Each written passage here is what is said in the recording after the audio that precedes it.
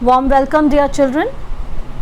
We are continuing with the revision work and we will talk about phylum Porifera today, because we will be doing right from phylum Porifera to phylum Echinodermata, where we will be talking about the non-chordates and the invertebrates. So starting with the first phylum, phylum Porifera. Now the general features of the organisms belonging to phylum Porifera are written over here. You can just read. They are aquatic and they are sedentary, means they are attached, found in water. They show cellular level of organization, that means cell performs the function. So there are no tissues formed and no organs formed. Then their body is radially symmetrical and they are diploblastic, having two germ layers. Then they have a presence of canal system, a kind of a tube that is there inside, and they have a few cells which have flagella present. So those cells are known as choanocytes, or also known as the collar cells. The cavity of the body that they have, it is known as spongiocele or atrium, and the body wall is perforated, because if we talk about the term porifera, the term porifera itself means that the body has pores present. So here that we see, we'll see that the body wall is perforated and those pores that are present are known as ostia. Right, now what are those pores meant for? They are incurrent pores. Incurrent means it allows materials and water from outside the body to enter. Right, then along with that you'll see osculum acts as an excurrent pore.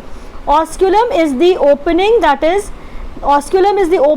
present right on the top of the organism. Right, so for all over the body there are pores present which are known as ostia. So water enters through the ostia and through the osculum it excretes. So that is the excurrent pore.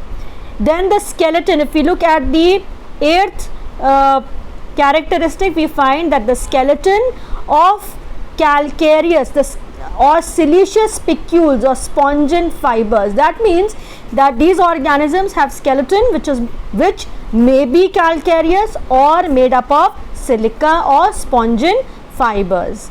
Right, then asexual mode of reproduction is seen, and the reproduction that you see here is by budding or gemule formation. So buds are formed, right, which detaches from the body of the parent, and then it grows into a new organism. Then they are usually hermaphrodite, both the sexes are present on one organism. The development is indirect, as it involves a stage which is known as parenchymular or amphiblastula, that is the larval stage. Right, and then they have a high power of regeneration. Any body part that is broken can grow into a new one.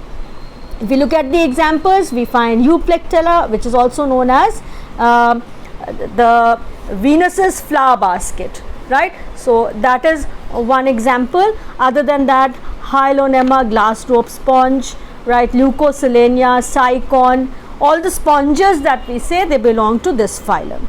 Right, we move on to the next one, and the next one is phylum Cnidaria. Right, so phylum Cnidaria, if you look at the structure, the diagram, this is one example of phylum Cnidaria, and this is a jellyfish. Right, this is a jellyfish. Now what are the characteristics of the organisms that belong to phylum Cnidaria? Is that if you look at them, first of all, they are found in water, so they are aquatic. They may be freshwater or may be marine also. Right, freshwater or marine. And then they are multicellular organisms. They are the first metazoans that show tissue grade of organization. Right, so what we see here is that they show tissue grade of organization. The previous that we talked was only cellular. Now there is a complexity there, that cells are arranged into tissues, so they show tissue grade of organization. Then their body is radially symmetrical. Right, if you see here, they are radially symmetrical simply means that it can be cut from any plane which will divide them into two equal halves, right? So any plane would be something like this, which would divide them into equal halves or mirror images, right? Then they are diploblastic, which means they have two germ layers. Then the body cavity, that means the cavity that the space that they have internally is known as the gastrovascular cavity or the coelenteron, right? So gastrovascular cavity. Then they have stinging cells present, right? Here, if we look at it, here we see that they have stinging cells present, right? So these stinging cells are known as cnidoblast, and these cells contain they contain an organelle called nematocyst, right? What organelle they have? They have this nematocyst present, right? And the nematocyst, it consists of a coiled thread with sharp pointed end to pierce the body of the prey, right? So nematocyst, they have coiled thread like structure with sharp pointed ends to pierce. Like for example, if you think of a safety pin or a common pin, right? So if somebody pricks you, it hurts. So something like that only they have, pointed end to pierce the body of the prey, right? That is why they are called the stinging cells, right? And a term is given to these stinging cells. The term given is the cnidoblast, right? So cnidoblast is the stinging cell that is present, right? Then we look at the next point, that is alternation of generation, which is also known as metagenesis, right? Alternation of generation is between medusa and polyp, right? So medusa and polyp, these are the two structures which I had explained earlier. And if you look at medusa, medusa is the umbrella like structure, right? It is umbrella shaped. Medusa is umbrella shaped.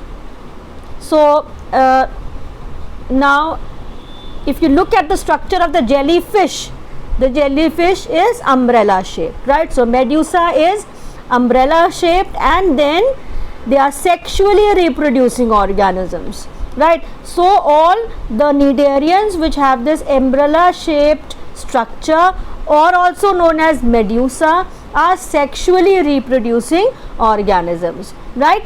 Then polyp tubular, next form of the body is the polyp form, right? Polyp is a tubular body, like a tube it is, and those cnidarians which have a polyp or a tubular body, they reproduce asexually.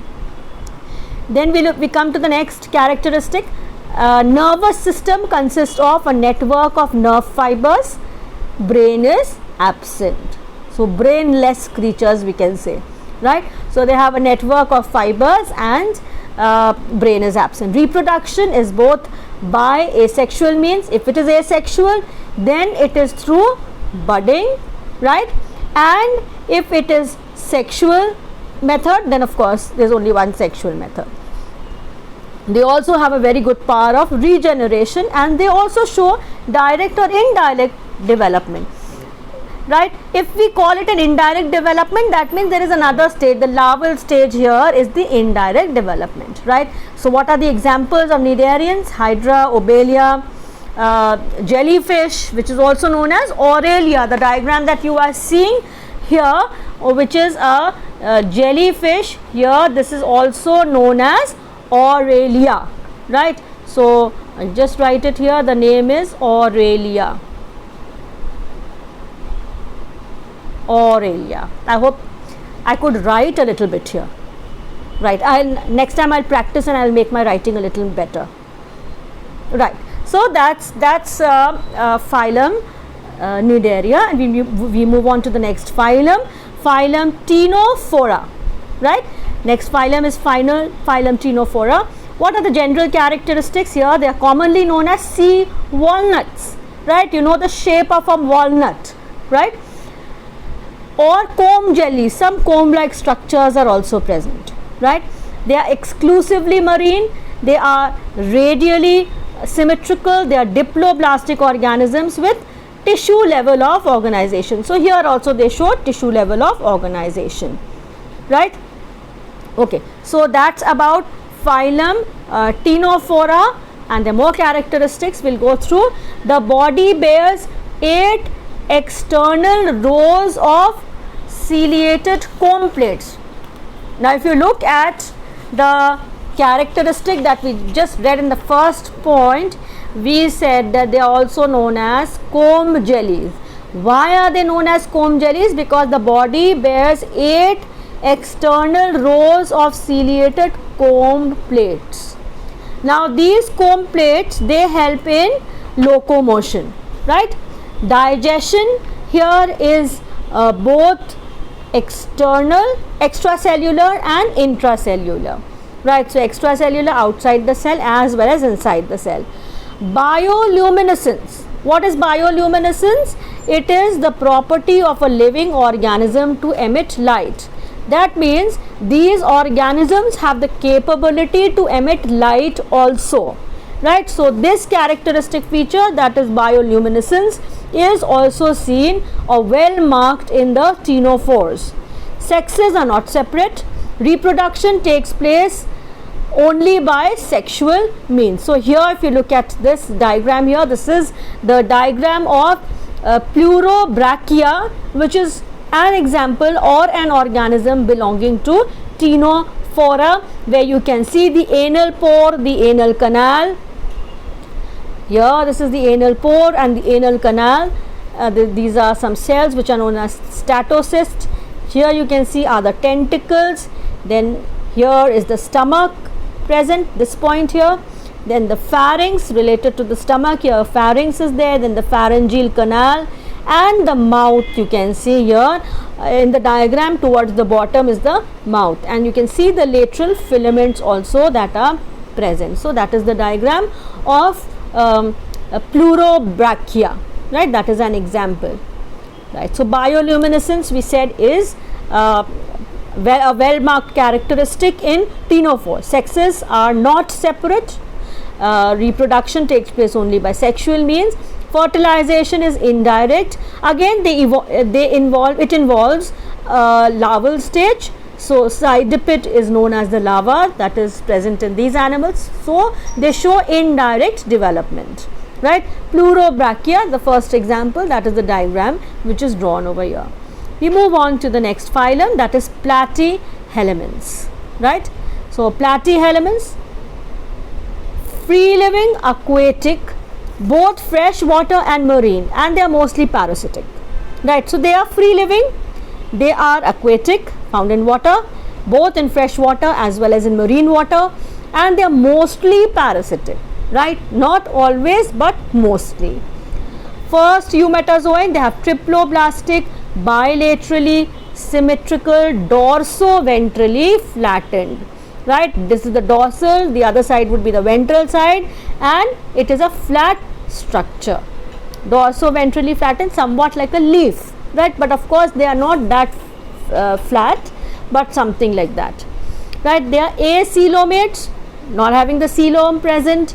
They are unsegmented. If you look at their body structure, you will not find segments as such, but they may be pseudo segmented as well, right? They may be pseudo segment. Now if you look at the structure of Taenia solium, right? So here you will see that these are the segments present, right? So these are not the true segments, and once the body, the organism, attains maturity or is big enough, is an adult, it can still add on more segments to it, right? So these are just superficial segments. These are not true segments, right? So they show pseudo segmentation, right? Gut related to the digestive system may or may not be present, may be highly branched. Anus is always absent, right? So if the anus is absent, that means they have only one opening, right? Hence body appears like a blind sac, right? So now what would be a blind sac?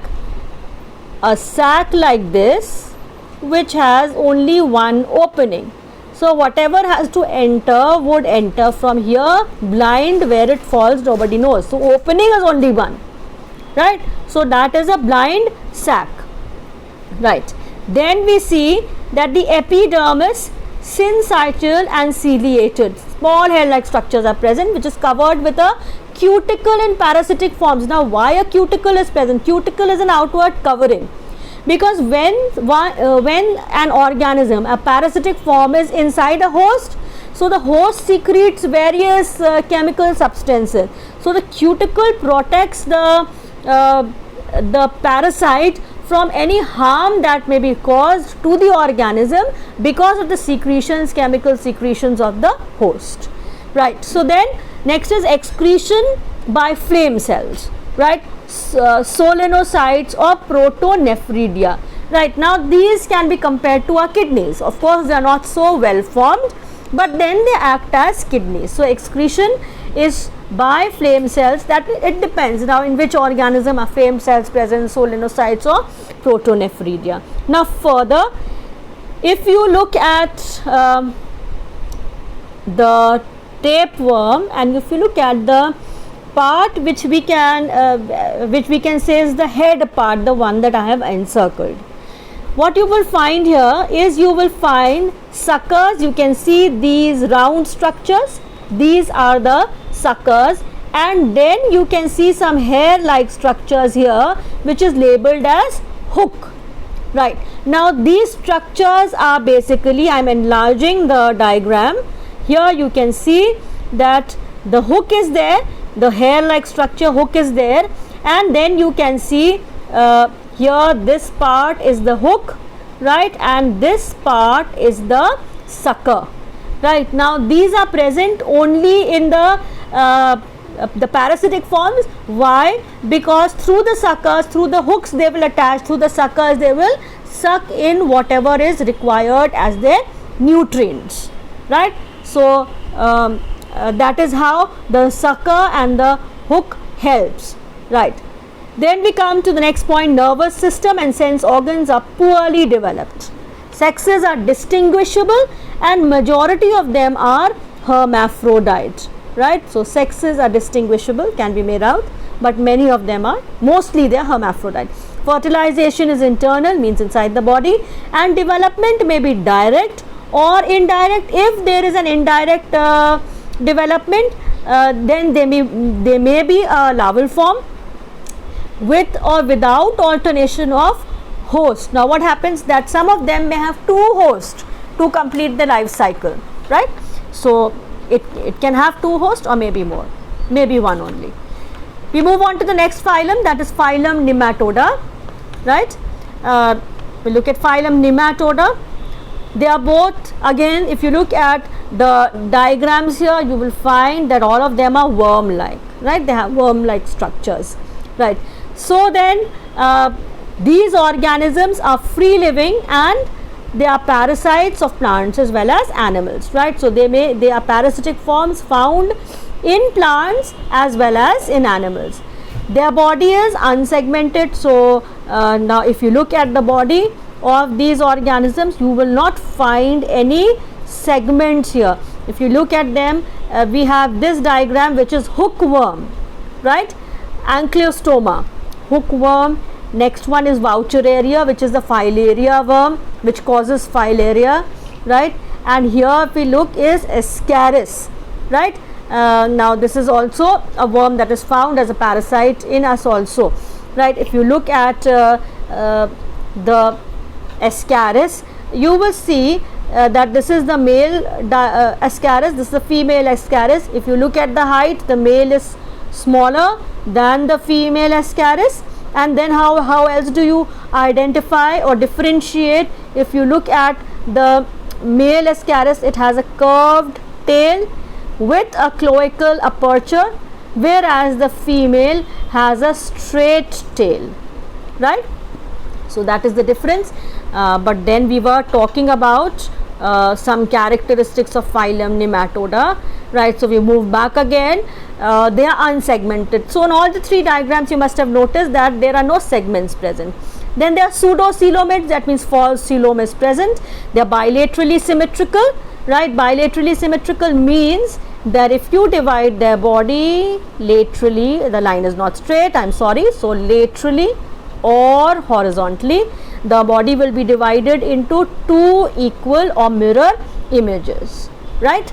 So that's their bilateral symmetry. Then the body is elongated. Now if you look at their body, again you will see it is all long body, right? Elongated. Then spindle shape. What is spindle shape? If you look at all these organisms, you'll find that the body in the center is broader as compared to the body at the ends. At the ends, all these organisms have a narrower end, right? So in the center it is broader and the ends are narrower, right? So that is spindle shape. Then the body cavity is filled with pseudocoel, so false coelom, right? So a fluid is filled. Alimentary canal is straight. Respiratory and circulatory systems are absent. Excretory system is present by Rennet cells. Nervous system includes a nerve ring and 6 to 8 longitudinal cords. So they have a nerve ring that is there, a nerve ring, and with 6 to 8 cords would be present like this, right? Then sense organs are represented only by papilla and amphids, right? So papilla and amphids are their sense organs with which they can feel. Sexes are usually separate with sexual dimorphism, right? So sexual dimorphism here also you can see in hookworm, you can see how the male and the female are different. Then you can see that in the filarial worm also. In the filarial worm, this is the female worm, and here you can see the copulatory spicules that are present, and ascaris I just explained, right? Fertilization is internal, that is inside the body, and development may be direct or indirect. Life histories are usually complicated because they have hosts present in which they complete the life cycle. We move on to the next, that is phylum Annelida, right? The general features of phylum Annelida: they are mostly aquatic, long, bilaterally symmetrical. I will not explain these terms because in the previous one I explained. High degree of cephalization means the head is well developed, right? Cephalization is the process of concentration of sense organs at the anterior end, right? So towards the end, towards the head region, the sensory organs are present, right? It eventually results in the formation of head. So what is head? It is the we can say an accumulation of all the sensory organs in the head. Like we have the head where we have the eyes, the brain, the nose, the ears, the mouth, right? So all the sense organs are there. Then we can also see that in these organisms, if you look at them, this is the earthworm, we can see the true segments. You can see the segments very well in the earthworm, right? So even if you look at this region here, you will find that there are segments all over. You will find segments present, and so the segments that are present in the earthworm as well as in Nereis, right? Here you see, here also you will find segments present, right? This is leech.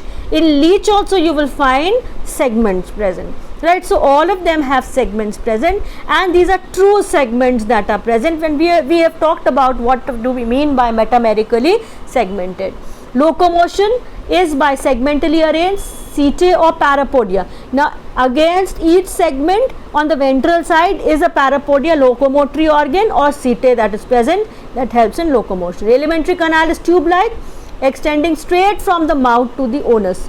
So they show a tube within a tube kind of organization also, right?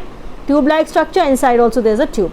Respiration through the general body surface, and if they are aquatic, then of course by gills.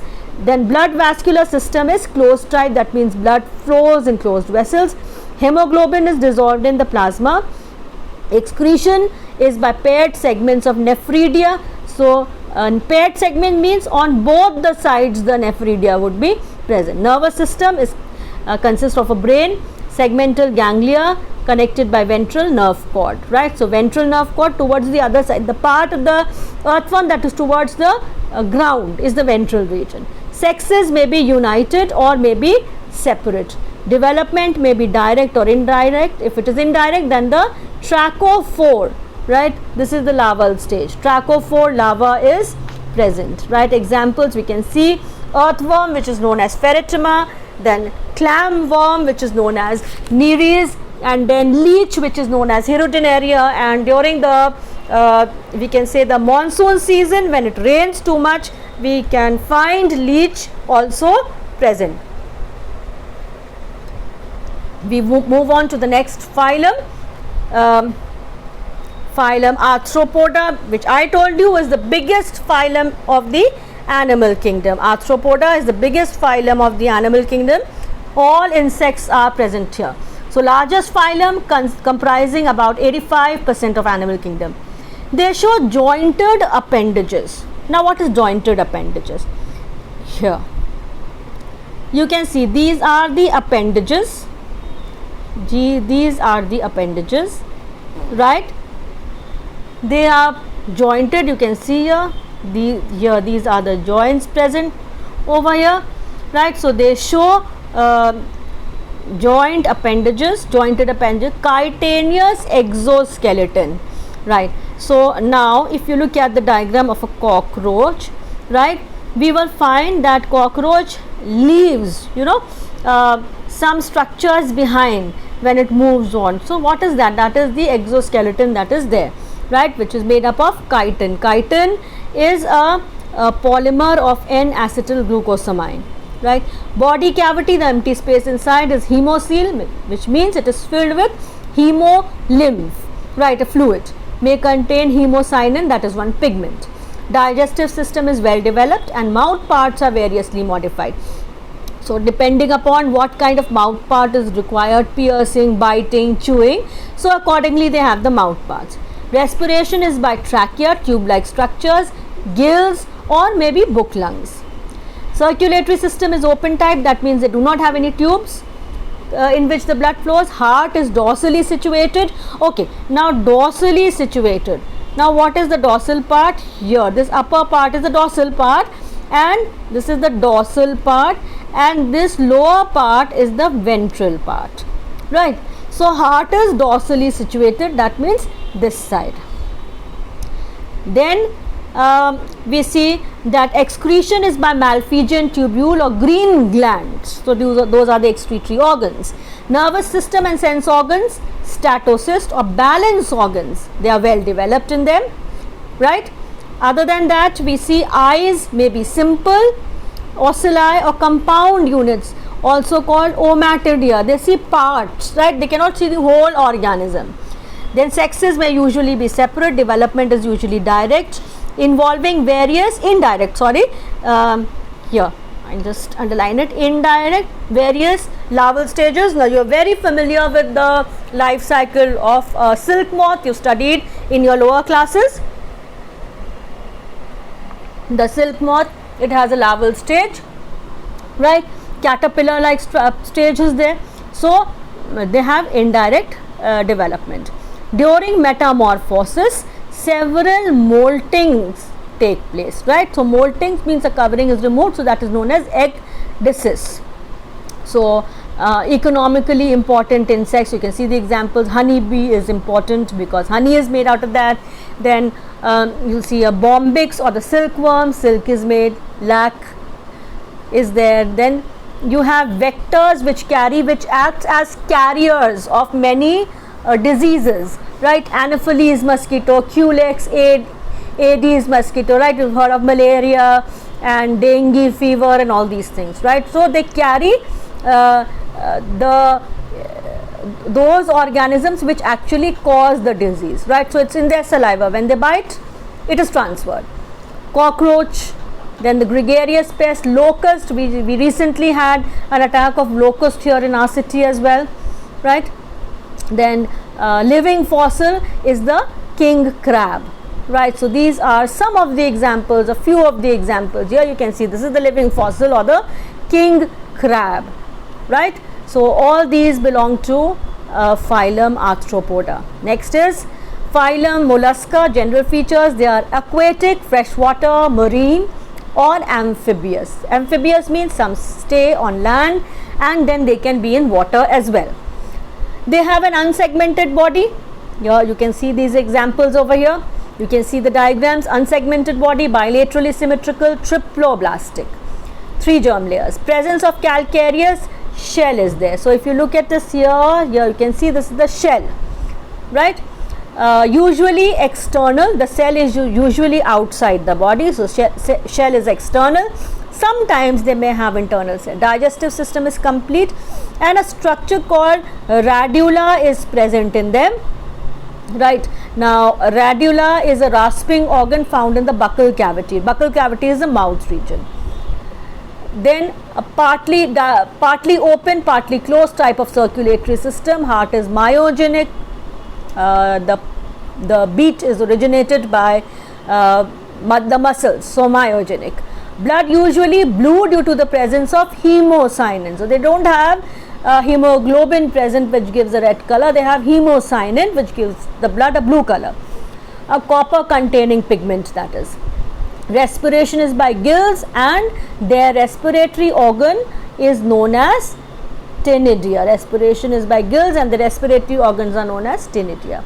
Found in the mantle cavity or the pulmonary sac in semi-terrestrial forms. Excretion by 1 or 2 pairs of sac-like metanephridia. Nervous system sense organs are well developed.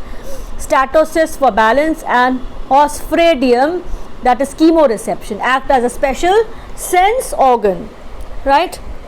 Sex is usually separate. Some forms may be hermaphrodite.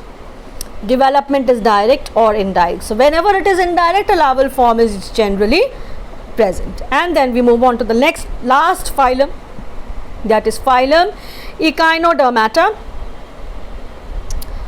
They are exclusively marine, that means found in sea. First eutrosomes, enterocilious coelom they have.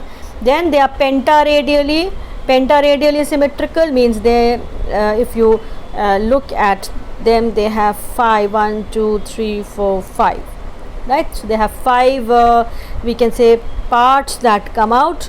So pentaradially symmetrical. Original symmetry is bilateral. Then their enterocolous coelom restricted only around gonad. So their coelom is present only around the gonadal regions. They have spines present, right? You can see those dotted structures in them. These are the spines that are present, which are made up of calcium, so they are calcareous. Presence of water vascular system is there. Respiration is by gills, right? They have a respiratory tree, we can say, right? So gills internally they branch out. Body is anterior posteriorly compressed. This is the anterior part, anterior, and then posterior is the part that is below, so that is compressed, right? And is distinguished into oral and aboral grooves, right? So if you look at them, oral and aboral grooves they have. Locomotion with the help of tube feet. I am again enlarging here. You can see these are the tube feet, these internal these structures you can see, these are the tube feet of the starfish, which also help in respiration. Development is indirect. Examples you can see, sea feather, then sea cucumber, looks like a cucumber, right? The shape is like a cucumber. Then you can see here, this is the sea feather, right? It looks like a feather. Sand dollars, how beautiful they are looking. These are sand dollars. Then this is the sea urchin, right? And here this is the sea cucumber. So these are, and of course the starfish, right? So we've completed up till Echinodermata, and in the next class I will give you question answers related to this. I will just provide you with the answers, and then after that we will move on to hemichordates and chordates. So that's all for today.